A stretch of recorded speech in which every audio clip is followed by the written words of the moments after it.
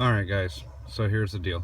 I'm working on my 89 Jeep Cherokee Renix 4.0 5-speed 4-wheel drive. About a week ago I lost my heater, radio, and turn signals, and I looked up on YouTube and nobody would discuss what issues they were having with their Renix Jeep just to replace this switch, because this happens all the time.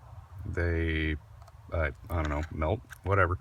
Doesn't work, so I got my test light out, and I'm too cheap, because it's just my wheeler, too cheap to go buy a new switch, that I literally ran a jumper wire from this. This is what this powers your accessories, your heater, radio, turn signals, everything else.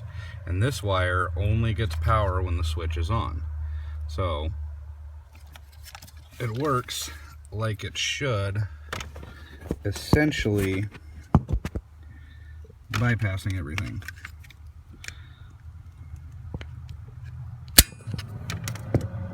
Now you should be able to hear my heater and the radio.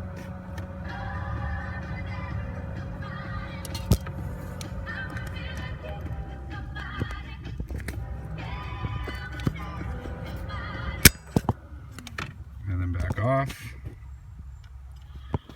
And then if you click it over here, it turns just your accessories on, which still is turning everything else on too.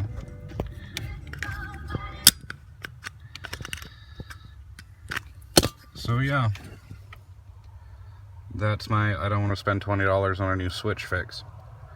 Like, subscribe, and let me know what you think. Thanks.